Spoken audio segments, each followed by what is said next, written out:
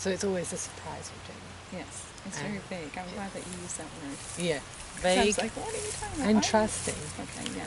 So yeah. Hello everyone. Thank you so much for being here. My name is Jamie Black and I'm excited to present not only the stories but direct interviews of the first two teachers of the Wildcraft Play game. So I have Annette Noble here from Departure Bay Eco School and I have Petra Knight from Qualicum Beach Elementary School. Thank you so much for being here. I'd like to start by asking a few questions, and we'll just see where it goes. So, you've shared your stories, and now I want to hear a little bit more about your experience from the teacher's point of view in running the experience, because this was the first time ever having offered it, and there were some things that worked really well, and there's some things that we could definitely learn from. So, let's start with I offered training on the first day, and it was 4 hours. It turned out to be 6 hours.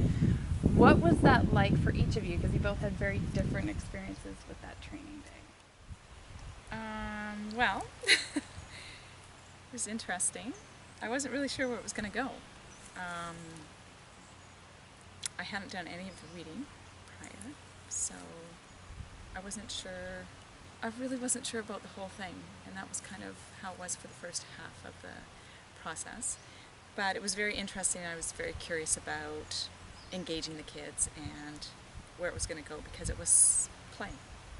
And so you got to attend the training, and I put you through an experience that we would be putting the kids through, but to give you that kind of experience, what did that feel like for you when you found the scroll and I'd read you the book, and now what? Remember that moment where we were sitting at the stairs? Mm-hmm. Well, that was very interesting for me, because then I wanted to know more, so then I thought about the kids and how curious they would be, and so that piece of it for me, and again, it was my curiosity. I was curious about where this could go, and especially being outdoors. Great. And for you?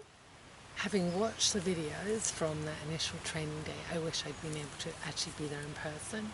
My recommendation is that all future participants have to attend and do it live. I think that solidifies what the process is, and when I watched the videos, it really helped me to gain that insight of, okay, I can see this now, I can see how this is going to work. The snail box was really a lot of fun, and because we called it snail mail, what was going to be inside of it, and that's the whole adventure piece of it. The curiosity about what's today going to be was all about that snail box. And then we've got the bankers, the gold coins, and the notes. So the whole money piece, and kids like money, people like money, so that is a very engaging piece as well. And then we had the traveling post, so the kids got to buy things with their money. So all those pieces went together really nicely. So Jamie did lend me a few books, which I madly went, well, because first there was a stack of books, which is overwhelming, and then it went down to 2 or 3 key books that I did some shuffling through and looking for the Earth Charter, a couple other key things that you actually directed me to that chapter. That was useful and helpful, but I would definitely want to have looked at those books a little bit closer. Note to teachers, read the material beforehand. So I'm going to give you lots of time in advance for you to read, and if you're anything like me, you might cram it in at the very last second, but the more you read, the more you will be able to integrate those practices like a sit spot into your program in that kind of a way. But I have to say, something that I was really proud of Annette was that she didn't have any of the background information, any of the materials in her mind, any practice with that, and she could run it anyways. So I found that really curious too. And for you? So I had spent a lot of time reading the 3 books and incorporating that idea into outdoor ed before actually doing Wildcraft Play. The manual, again, was extremely useful.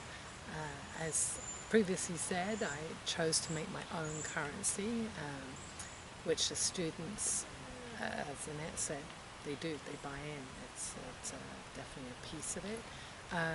Although it wasn't a traveling trade post, there was trading involved in the pieces we chose to use for our game. Great. And you had a snail box as well? And the snail box, which supported the questing. So yeah, definitely, I'd say Coyote Mentoring is a huge book, so maybe not all of it needs to be read. The questing and the story worlds are short reads and definitely help. Great. Yeah, that's really great, especially for an introductory part of this, for sure. Yeah. Neither of you brought up the book. So I'm curious, what was that like for not only the kids, but any other teachers that were around? The Sacred Storybook. Yeah. It was very fascinating to have the story at the beginning, but then we didn't have it anymore, so then it was almost forgotten, I think. Yeah. And that happened because I had to take it away and lend it to to Petra. So.